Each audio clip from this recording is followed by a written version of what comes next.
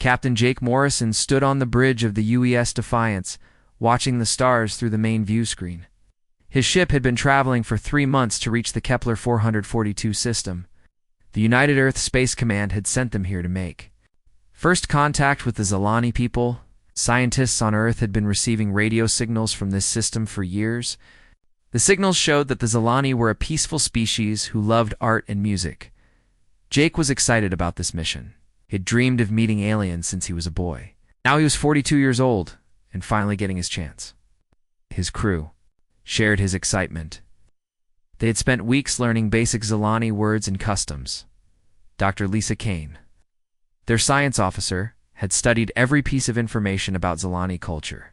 She was especially interested in their beautiful crystal cities that they built on mountaintops. "Captain, we're approaching the outer edge of the system," said Ryan Blake from his position at the communications station. Ryan was young, but very good at his job. He could speak 5 different languages and had learned some Zilani words too. "Good work, Ryan. Start scanning for their radio signals. Let them know we come in peace." Jake turned to his science officer. "Lisa, what are your sensors showing?"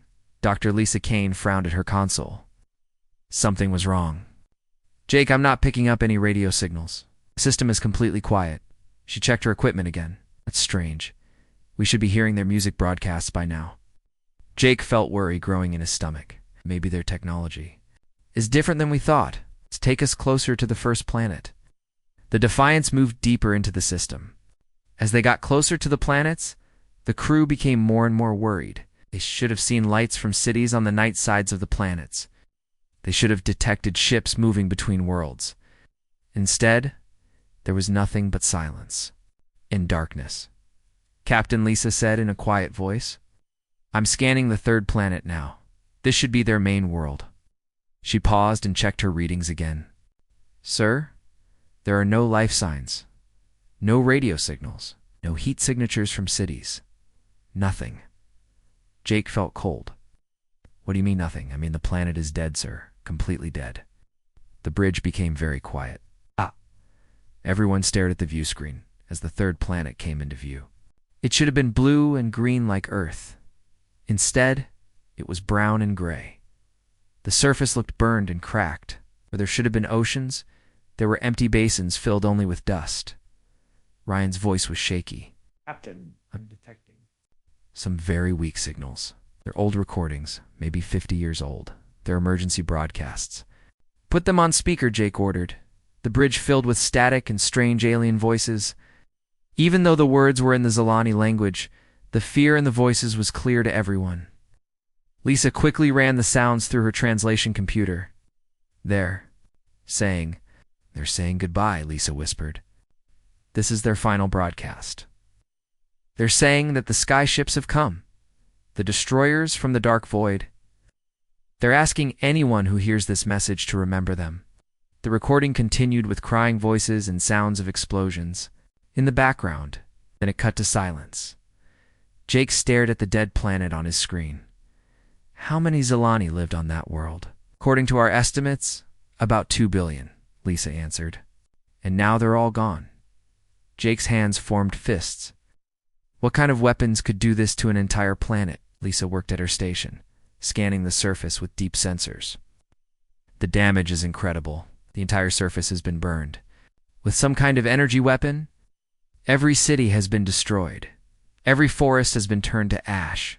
Even the bacteria in the soil is dead." Ryan looked up from his station. "Captain, I'm picking up similar readings from the other planets in the system. All 7 worlds show the same kind of damage." Jake couldn't believe what he was hearing. 7 planets. They killed everything on 7 different worlds. "It looks that way, sir." The captain walked to the front of the bridge and stared at the dead system. Who would do something like this? Why? Dr. Kane continued scanning the planets. "Jake, you need to see this. I'm finding pieces of metal in orbit around the 4th planet. They look like they might be from Zilani ships. Show me." The view screen changed to show chunks of twisted metal floating in space. They had once been beautiful ships, but now they were torn apart and burned. Some pieces were so damaged that they looked like melted candy.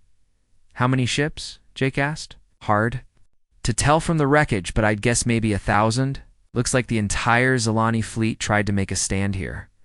Ryan was listening to more old recordings. Captain, I found something else.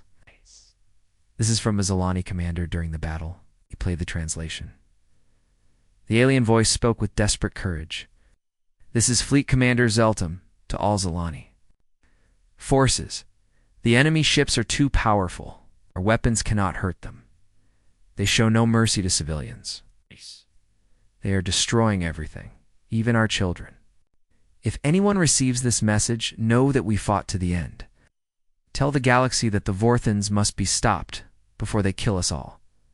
Jake repeated the name. Vorthans. So now we know who did this. Lisa was still scanning the wreckage. Jake, look at this. Some of these metal pieces aren't from Zilani ships. They're from the attackers. She enhanced the image on screen. The design is completely different. It's much more advanced than anything the Zilani had. The alien metal was black and smooth, with strange symbols carved into its surface. Even destroyed, it looked dangerous and evil. Ryan found more recordings from the battle. Most were too damaged to understand, but some parts were clear. They told a terrible story. The Vorthines had arrived without warning. It demanded that all Zilani surrendered to be relocated. When the Zilani had asked where they would be taken, the Vorthans had opened fire. The attack had been planned and organized. The Vorthans had targeted civilian areas first, then military bases, then even small towns and farms.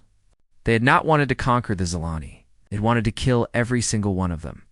This wasn't war, Jake said quietly. This was murder. Mass murder of an entire species. Lisa nodded. It's genocide, Jake. Complete genocide. Ryan had been checking his long-range sensors. Captain, I'm picking up similar energy signatures from other star systems. The same kind of weapon damage. I think this happened in more places than just here. Jake felt sick. How many other species have the Vorthans killed? I don't know, sir, but if the pattern is the same, it could be dozens. The captain looked around at his crew. They all had the same expression of horror and anger that he felt. They had come here expecting to make friends with a peaceful alien species. Instead, they had found evidence of the worst crime imaginable. Ryan, record everything. Every piece of wreckage, every transmission, every scan reading. The people of Earth need to know what happened here. Already doing it, Captain. Jake made a decision that would change human history. Set course for Earth. Maximum speed. Humanity needs to know that we're not alone in the galaxy. We need to know that there are monsters out here who think it's acceptable to wipe out entire species. As the Defiance turned away from the dead system, Jake looked one last time at the burned planets. Somewhere in that destruction were the bodies of 2 billion innocent people who had done nothing wrong except exist in the same galaxy as the Vorthans. We'll remember you, he promised the Silent Worlds. We'll make sure the galaxy knows. What happened here? The ship jumped to hyperspace, carrying with it proof that evil existed among the stars. But it also carried something else, the beginning of humanity's rage. The emergency meeting room in the United Earth Defense Building was packed with the most important people on the planet. Admiral Karen Hayes sat at the head of the long table, looking tired and worried. She had not slept well since Captain Morrison's ship had returned from Kepler 442 3 days ago. The images and recordings he brought back kept playing in her mind. President Helen Crawford entered the room and everyone stood up. She was a strong woman who had led Earth through many difficult times, but today she looked older than her 60 years. The weight of what they had learned was affecting everyone. Please sit down, President Crawford said.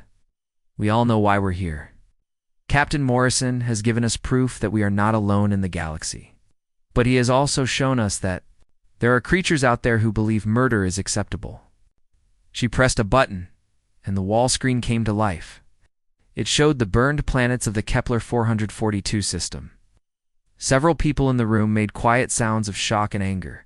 Colonel Steve Martinez, head of Earth's Strategic Response Division, stood up. He was a tall man with gray hair and serious eyes.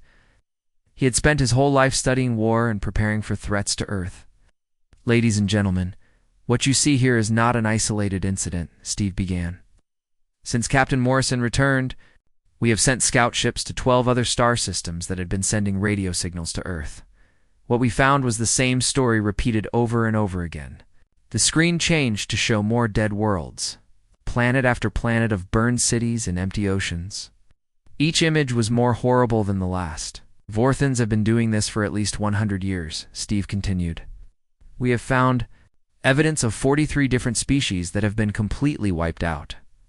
Billions and billions of intelligent beings murdered for no reason except that they existed. Dr. Paul Richards, Earth's leading expert on alien cultures, raised his hand. He was a thin man with thick glasses who had spent years trying to decode alien messages. Colonel Martinez is correct. The pattern is always the same. The Vorthons arrive at a system and demand surrender. When the local species asks questions or tries to negotiate the Vorthons' attack, they don't want prisoners.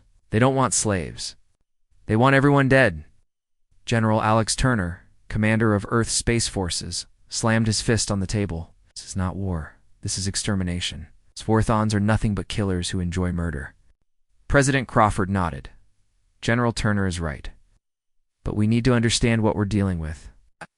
What do we know about the Vorthons themselves? Steve activated his computer and new images appeared on the screen. They showed pieces of Vorthon. Ships and equipment that had been recovered from battle sites. The Vorthons are highly advanced. Their technology is at least 50 years ahead of ours. They have faster ships, more powerful weapons, and better shields than anything we can build. He paused and looked around the room. They also have numbers. Based on the size of their attack fleets, we estimate they have over 3,000 warships. Earth's entire space navy has only 180 combat vessels. The room became very quiet. Everyone understood what those numbers meant.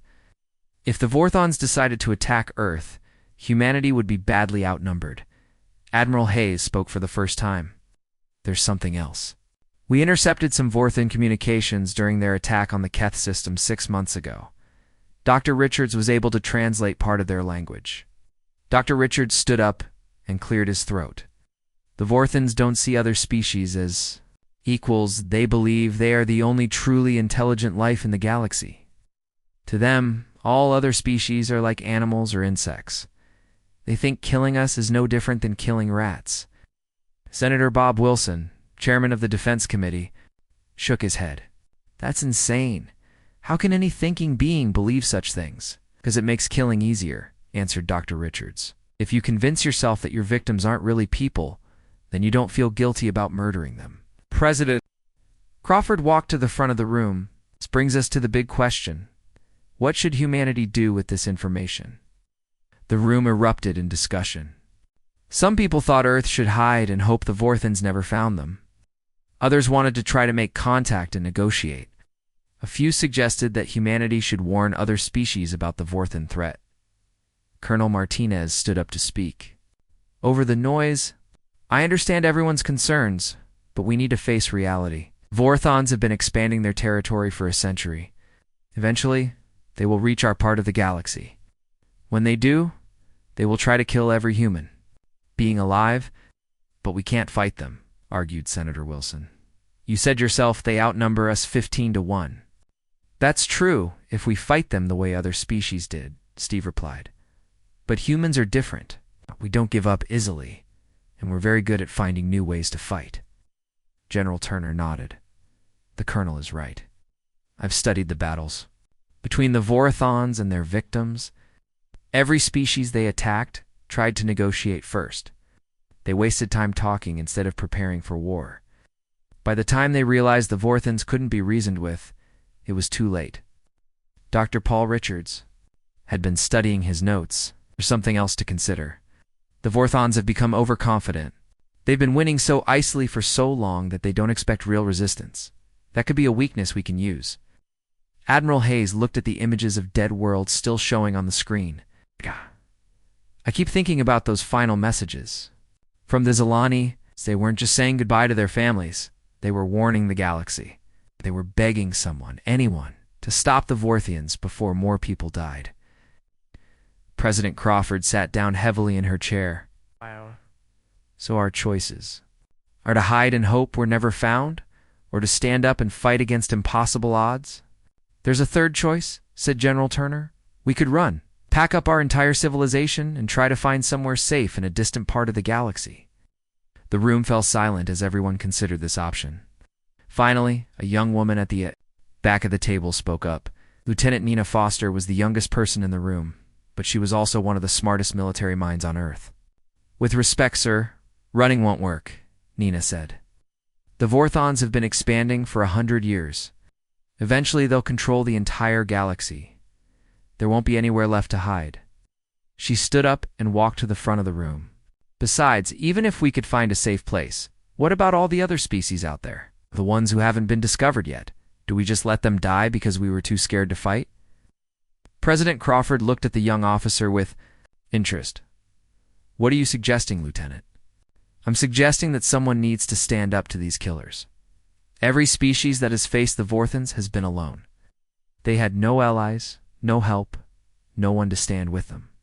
But what if that changed? What if someone finally fought back hard, enough to show the galaxy that the Vorthons can be beaten?" Colonel Martinez smiled for the first time since the meeting began. "The lieutenant has a point. Vorthons have never faced an enemy that refused to surrender.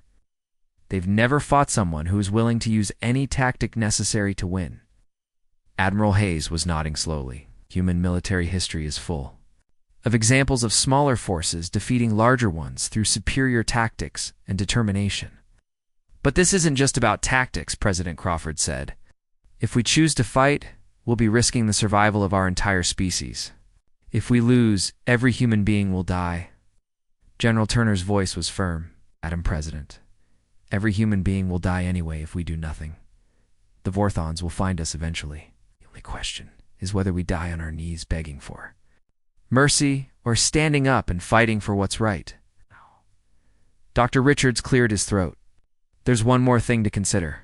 If humanity stands up to the Vorthons, other species might join us. Right now, everyone in the galaxy thinks the Vorthons are unbeatable. But if we can prove that's not true, we might not have to fight alone." President Crawford looked around the room at the faces of Earth's leaders. She saw fear in their eyes, but she also saw determination. These people had spent their lives protecting humanity, and they weren't about to stop now. "I want everyone to think carefully about this decision," she said. "We're not just choosing whether to fight or hide. We're choosing what kind of species we want to be. Do we want to be the kind of people who stand by and watch while innocent beings are murdered? Or do we want to be the kind who stand up for what's right, even when it's dangerous?" The vote was taken 30 minutes later. It was unanimous. Earth would not hide from the Vorthons. Earth would not run from the Vorthons. Earth would fight the Vorthons with everything they had. As the meeting ended, Admiral Hayes looked one more time at the images of the dead worlds. "We're coming," she whispered to the silent planets. "We're going to make them pay for what they did to you." General Alex Turner had never seen anything like it in his 30 years of military service. Every shipyard in the solar system was working day and night. The asteroid mining stations had been converted to weapons factories. Even the luxury cruise ships were being fitted with armor and guns. Earth was preparing for the biggest war in human history. Alex stood on the observation deck of Luna Station, watching dozens of ships being built at the same time. Sparks flew from welding torches as workers attached weapon systems to civilian freighters. The UES Vengeance, humanity's newest battleship, was taking shape in the largest construction bay. It would be ready in 6 weeks. "General, the production reports are ready," said his assistant, Captain Roy Davis. Roy was a good officer who had helped organize the massive construction effort. Alex took the reports and read through them quickly. The numbers were impressive, but still not enough. "How many combat ships will we have ready in 2 months?" 347, sir. That includes the converted civilian vessels."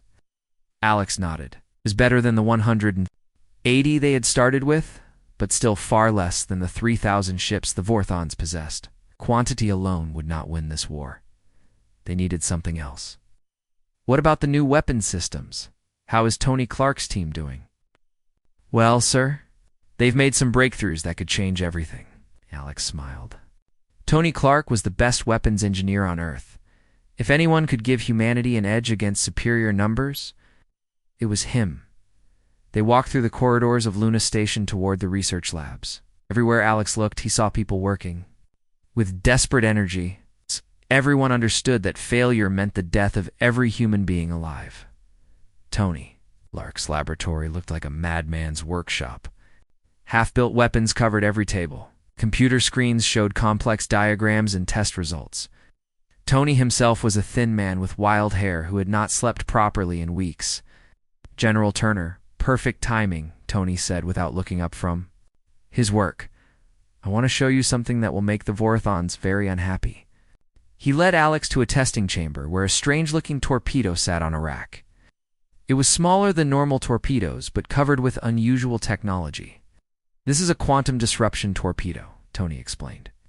Normal torpedoes explode when they hit a target. This one does something much more interesting. It destabilizes the molecular structure of whatever it touches. Tony activated a holographic display showing the weapon in action.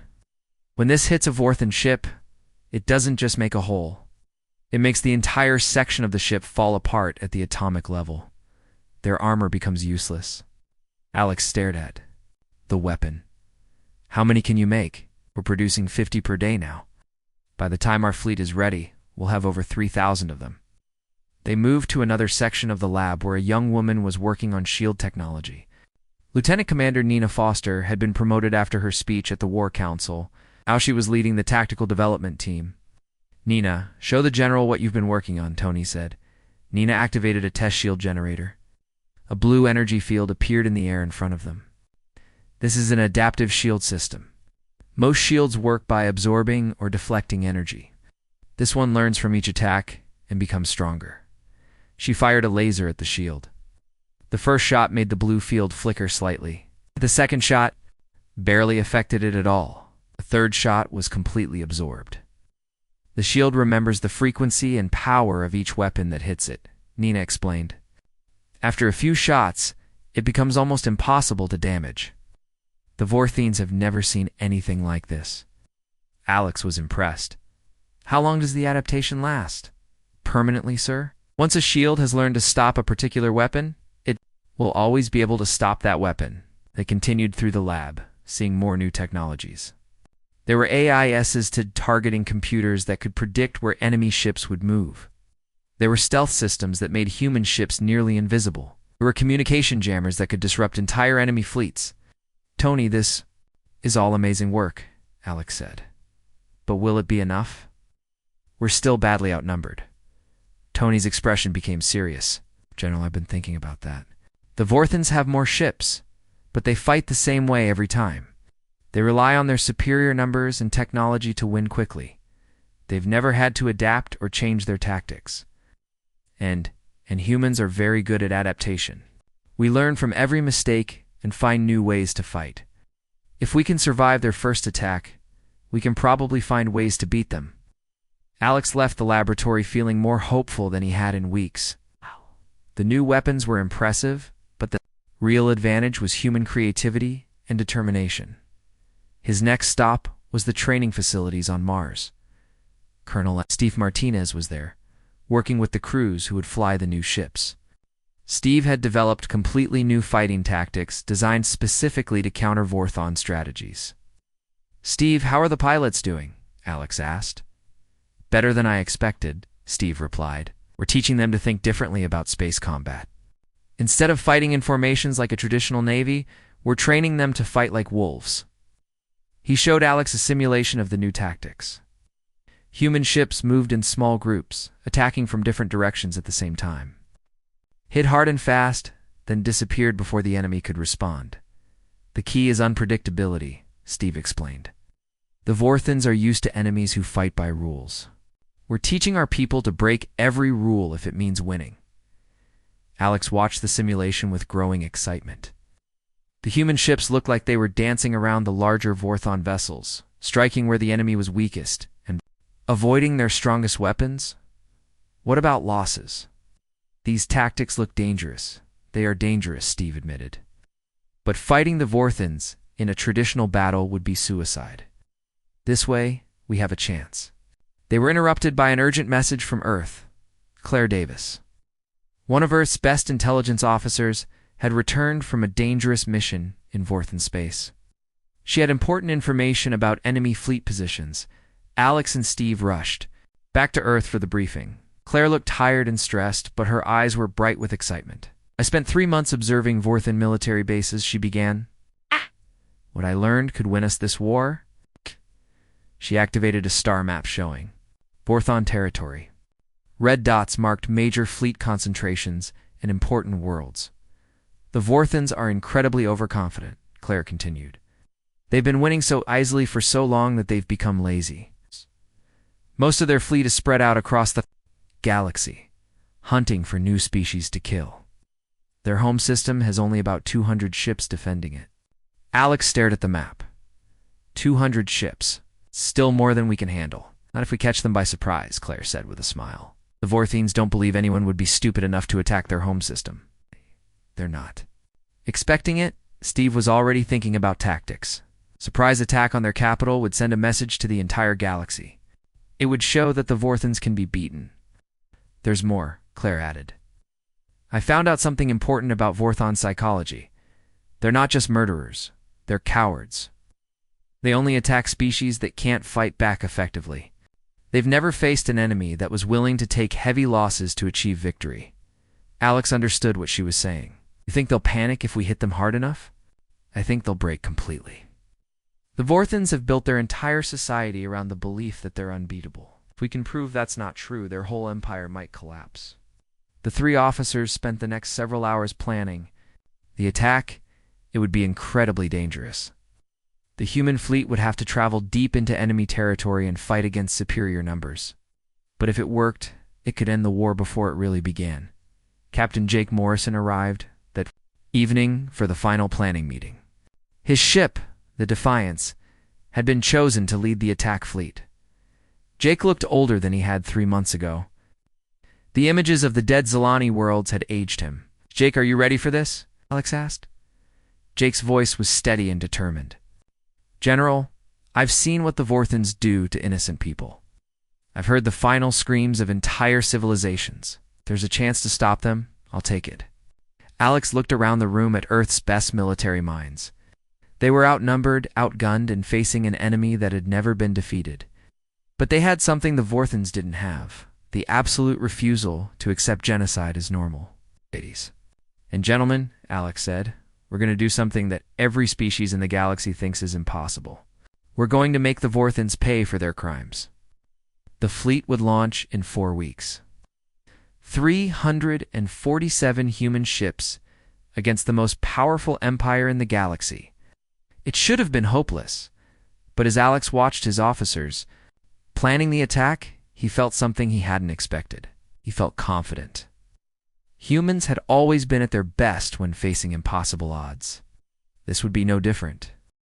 Fleet Commander Jake Morrison stood on the bridge of the UES Defiance, watching the stars change color as his fleet dropped out of hyperspace.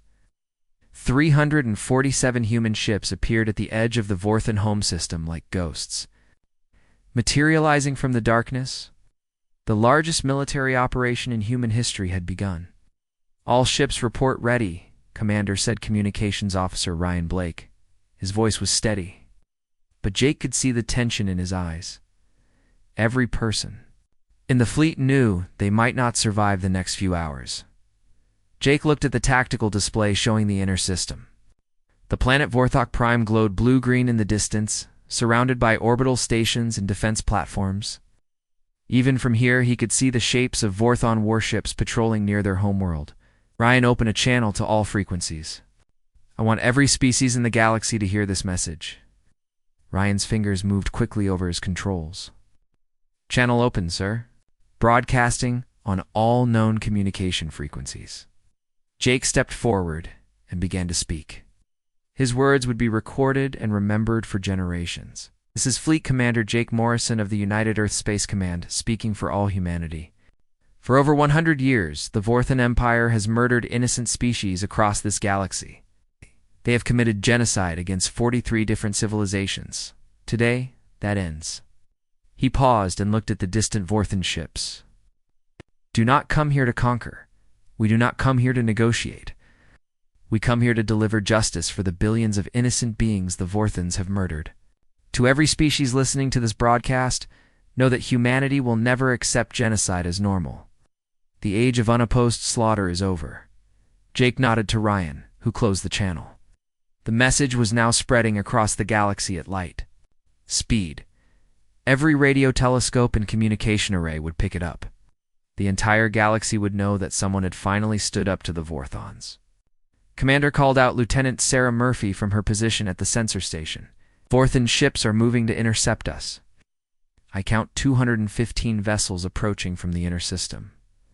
Jake smiled grimly. Claire Davis had been right about the number of ships defending the Vorthon homeworld. But 215 ships was still a lot, especially since each Vorthon vessel was larger and more powerful than most human ships. All ships, this is Morrison. Execute Battle Plan Alpha. Good hunting. The human fleet split into dozens of smaller groups, each moving in a different direction. This was the Wolfpack strategy that Colonel Martinez had developed. Instead of fighting as one large formation, the humans would attack from many directions at once. Captain Amy Rodriguez commanded Squadron 7, 12 fast attack ships armed with the new quantum disruption torpedoes. Her ships moved like lightning toward a group of Vorthon heavy cruisers. Target the lead ship, Amy ordered. Fire all torpedoes. 12 quantum disruption torpedoes streaked through space toward the Vorthon cruiser. The enemy ship's shields flared as the weapons hit, but then something amazing happened. Instead of exploding, the torpedoes caused entire sections of the Vorthon ship to simply dissolve. The massive cruiser broke apart like a sandcastle hit by a wave. Direct hit, called out Amy's weapons officer. Enemy ship is completely destroyed. Other Vorthon ships in the group turned to attack Squadron 7, but Amy's ships were already moving away at high speed. By the time the Vorthons fired their weapons, the human ships were gone. Across the battlefield, similar scenes were playing out. Commander Ben Phillips led a group of heavy bombers against a Vorthon command ship. His ships appeared suddenly from behind an asteroid, fired their weapons, and disappeared before the enemy could respond. The Vorthons had never faced an enemy that fought this way. Though they were used to civilizations that formed neat battle lines and fought according to predictable patterns. The human tactics confused and frustrated them. Enemy fleet is trying to regroup, reported Lieutenant Murphy. They're pulling back toward their orbital stations. Jake nodded. This was exactly what they had hoped would happen. Signal Squadron 12. Tell Captain Rodriguez to begin Phase 2. Squadron 12 consisted of ships equipped with the new stealth systems that Tony Clark had developed. They had been hiding near the orbital stations for the past 10 minutes, completely invisible to Vorthon sensors. Captain Rodriguez activated her weapon systems and targeted the largest orbital platform. All ships. Fire at will. The hidden human. Ships opened fire at point-blank range. Vorthon orbital defenses, built to stop attacks from outside the system, were helpless against enemies that were already inside their perimeter. 3 massive platforms exploded in brilliant flashes of light. The Vorthon fleet commander, Supreme Admiral Kethvor, watched the destruction from his flagship with growing panic. In 30 years of warfare, he had never seen anything like this. The humans fought without honor, without rules, without any regard for proper military conduct. All ships concentrate fire on the human command vessel, he ordered. Kill their leader, and the rest will surrender. But Jake Morrison had no intention of making himself an easy target. The Defiance moved constantly, never staying in one place. Long enough for the Vorthons to get a clear shot. Meanwhile, human ships continued to strike from unexpected directions. Lieutenant Sarah Murphy had been working on something special during the battle. She was one of Earth's best computer experts, and she had found a way to hack into Vorthon communication systems. Commander, I'm ready to try something, she said. I think I can disrupt their command network. Do it, Jake ordered. Sarah's fingers flew over her keyboard as she sent false orders into the Vorthon communication system. Suddenly, Vorthon ships began receiving contradictory commands. Some were told to advance, while others were ordered to retreat. Some were commanded to fire on targets that didn't exist. The Vorthon fleet formation fell. apart as ships moved in different directions, following the false orders. Several Vorthan vessels collided with each other in the confusion. Supreme Admiral Kethvor realized what was happening and tried to regain control of his fleet, but it was too late. The humans had turned the Vorthan's own technology against them. "This is impossible," he said to his communications officer. "How can these primitive beings defeat us?" The answer came in the form of another wave of quantum disruption torpedoes. This time, they targeted Kethvir's flagship directly, the massive Vorthan dreadnought, the largest and most powerful ship in their fleet, simply came apart as the molecular bonds holding it together failed. Supreme Admiral Kethvor died without understanding how his unbeatable empire had been defeated by a species that wasn't supposed to exist, with their command ship destroyed and their communications compromised. The remaining Vorthan ships began to panic. Some tried to flee toward the outer system. Others continued fighting, but without coordination. They were easy targets for the human wolf packs. Captain Amy Rodriguez found herself chasing a group of retreating Vorthon destroyers. "All ships pursue and destroy. Don't let any of them escape." Human ships were faster and more maneuverable than the fleeing Vorthons. One by one, the enemy vessels were caught and destroyed by quantum disruption torpedoes. Within 4 hours of the battle's beginning, the Vorthon home fleet was completely destroyed. 215 enemy ships had been reduced to floating wreckage. The humans had lost only 37 vessels. It's far fewer than anyone had expected. Jake stood on his bridge, looking at the tactical display that now showed only green dots representing human ships. The greatest military victory in human history was complete. "All ships. This is Morrison. Secure the system and begin rescue operations for any Vorthan survivors." Ryan looked surprised. "Sir, rescue operations?" After what they did to the Zilani, Jake's expression was firm. "We're not like them, Ryan. We don't murder helpless enemies. We'll take prisoners and treat them according to human standards of warfare." Message was clear to everyone listening. Humanity had proven it could fight as fiercely as any species in the galaxy. But it would not become the same kind of monsters that the Vorthans had been. Lieutenant Murphy was monitoring communications. From across the galaxy, "Commander, we're receiving messages from dozens of star systems. Word of our victory is spreading fast." Jake smiled. "What are they saying? Most of them can't believe it, sir. Some species are asking if we need help. Others are requesting protection from remaining Vorthan forces. A few are asking how we did it." Jake looked at the wreckage of the Vorthan fleet floating around their homeworld. The empire that had terrorized the galaxy for a century was broken, but this was just the beginning. "Ryan, send a message to Earth. Tell them that Phase 1 is complete. Tell them that the Vorthons know they can be beaten."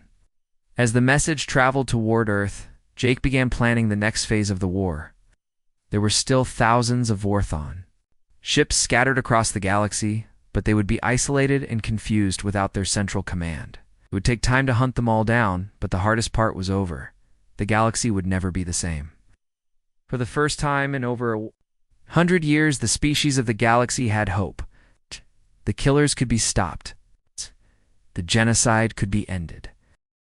6 months after the Battle of Vorthok Prime, Admiral Karen Hayes stood before representatives from 47 different species in the newly built Unity Station.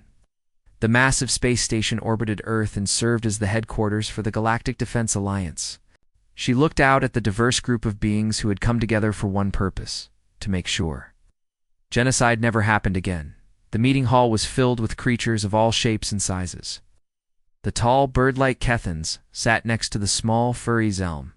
The rock-skinned Gorvani shared tables with the graceful, aquatic Narids. All of them had one thing in common: they had survived because humanity had chosen to fight. "Friends and allies," Admiral Hayes began, "6 months ago, the galaxy was a very different place. The Vorthan Empire controlled over 200 star systems and had murdered 43 different species. Today, that empire no longer exists." The hall erupted in cheers and sounds of approval from dozens of different species. Admiral Hayes waited for the noise to die down before continuing. The Vorthan military has been completely destroyed. The surviving population has been relocated to refugee camps on neutral worlds where they are learning to live peacefully. Most importantly, their ability to commit genocide has been permanently removed. She activated a holographic display showing the current state of the galaxy. Green areas marked systems under the protection of the Galactic Defense Alliance.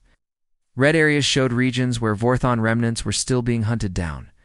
The green areas covered most of known space. The work is not finished, Admiral Hayes continued. There are still scattered Vorthan ships hiding in remote systems, or other aggressive species who might try to fill the void left by the Vorthans, but we are ready for them. In the audience, Captain Jake Morrison listened with pride. He now wore the uniform of an admiral and commanded the Galactic Defense Fleet. His hair had more gray in it than 6 months ago, but his eyes still held the same determination that had driven him to fight for justice. After the formal meeting ended, Jake walked through the corridors of Unity Station with Dr. Lisa Kane. She had been promoted to Director of Xenorchaeology and was now responsible for documenting the crimes of the Vorthan Empire. "How is the memorial project coming along?" Jake asked. Lisa's expression became sad but proud. "We've established memorial worlds at 43 sites where the Vorthans committed genocide. Each one tells the story of the species that lived there and what was lost when they died." They stopped at an observation deck that looked out at Earth. The blue and green planet looked peaceful from here, but Jake knew it was now the most heavily defended world in the galaxy. "Sometimes I wonder what would have happened if we had chosen differently," Jake said. "If we had decided to hide instead of fight." Lisa shook her head. "We both know what would have happened. The Vorthans would have found us eventually, just like they found everyone else. The only difference is that more innocent people would have died while we waited." They were joined by Colonel Steve Martinez, who now held the rank of general and commanded the military.